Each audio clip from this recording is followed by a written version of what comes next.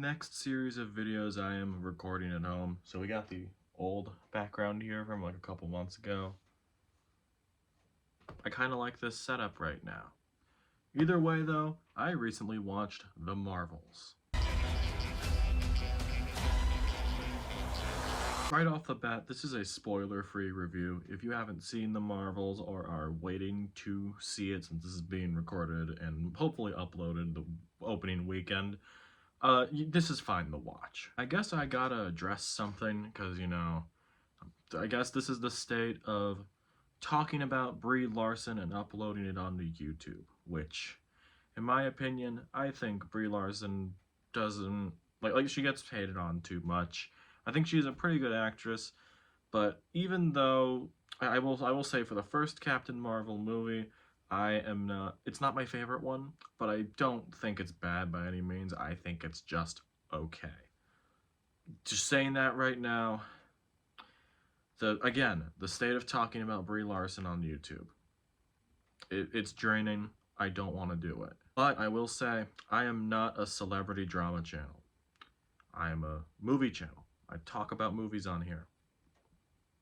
Not gonna touch any of it, okay? It's been exhausting just looking at it on Twitter. Ugh. What I will talk about, though, is the state of the MCU as a whole, which I'll loop back around to at the end, in which they're not really doing a great job right now.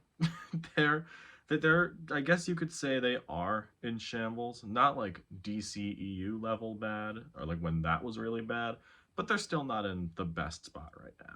Admittedly, I do think that this is gonna be the last of that very odd content output that they have been doing, because I'm pretty sure this, at least for the movies, this was the last one that kind of got pushed out into the, I don't know how to say it, the Bob Chapek make it all route.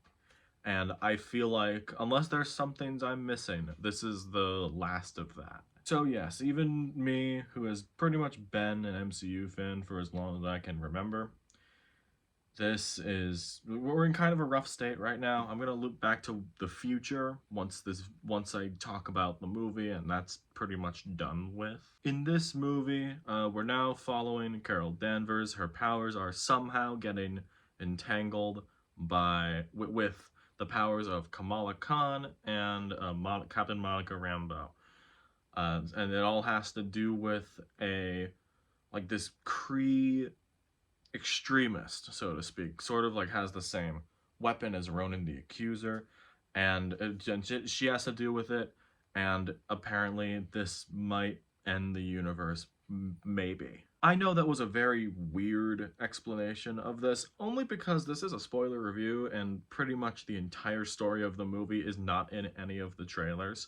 So I am pretty much gonna stick with that. If you are interested in a spoiler talk where I can get more into, I guess, what I liked and also kind of didn't like about it, because this isn't a perfect movie, obviously, but I have a lot of thoughts on this. I'm just gonna run down some things. I think the action in this was actually pretty solid. It felt adrenaline pumping, which again, something that the overall MCU has been missing. There's been a few little bits here and there. The Marvels, in terms of its action, is one of those bits, in my opinion. Mainly because a lot of, at least some of the earlier action, kind of reminded me of how James Wan films his action for the Aquaman movies, and I think those are cool. And even in like little glimpses, I kind of thought of Sam Raimi in like a couple of scenes. Speaking of director, I meant to mention this earlier, but Nia DaCosta, a director, I've only seen one of her movies, that is Candyman from 2021. I think it's one of the best horror movies of the decade. I really hope this doesn't tank her career, because I think Candyman was borderline genius for that. I just have to say that now. I think the acting overall was pretty decent. I think Iman Vellani was far and away the best part of the entire movie. I haven't gotten the chance to watch Miss Marvel, the series, but I wanted to watch it, but I never got the chance to until the Marvel, like before the Marvels came out. So I'm gonna watch the show now.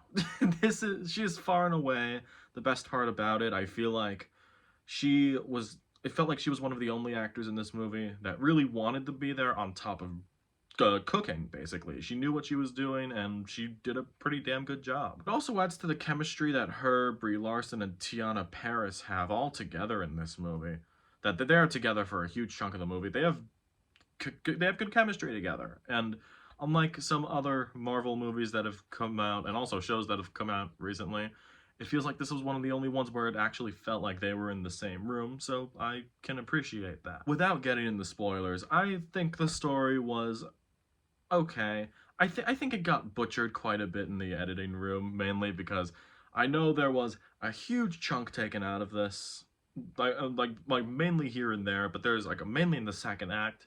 So the second act does rush a little bit, and mainly just it feels strange. It's like an hour and 45 minutes, which also is welcome for the MCU for me.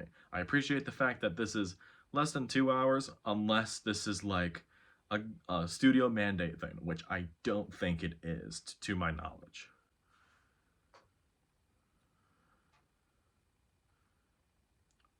Where I think this movie really stumbled, though, in my opinion, is the villain, uh, Dar-Ben.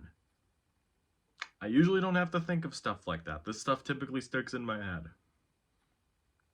I had to remember. Granted, the performance by Zawe Ashton is all right. It seems she's doing the best she can with the things she got in the script, but it's just incredibly underwritten. It is the MCU villain problem at its finest. Samuel L. Jackson's also in this as Fury for a good amount, actually, although it kind of brought me back to Secret Invasion and how terribly that went. Although it didn't feel like the same character that was in Secret Invasion. I know people are kind of mad about that, but honestly, it was one less thing to think about because I don't want to imagine Secret Invasion happened. So it's a positive for me. In my opinion, I think this is where the dividing line is going to be for casual fans. It's going to be divisive, but it's either going to be two things. One, it's ridiculous, and I'm into it. I got to go with the flow on it. And the second one is, it's ridiculous. I can't get into it. It's just not my thing. Personally, I'm in the first camp of it's ridiculous. I got into the flow of it. There's a few jarring moments in the tone, but there are two specific, very silly scenes that both eventually kind of worked on me. For some people, I don't think it will, but that's very much where I think the divisiveness is going to be in this movie. This next positive I have, basically, is pretty much a me thing. I'm not really sure if anyone else cares about this besides me. You didn't really... There's a whole been a complaint online of, oh, you have to watch 3 shows to watch this. And I didn't really feel it. I think WandaVision's pretty good. I would recommend any MCU fan to watch it. Secret Invasion sucks. Don't watch it. You don't really need that for this. And I haven't seen Ms. Marvel, which apparently some say have been the best show out of all of them. And I could follow this. They touch on the very, very important things like who they are and how they got their powers. That's really all they need to know for this movie, so there you go. Actually, really wasn't the point of what I was trying to make, but it's also positive.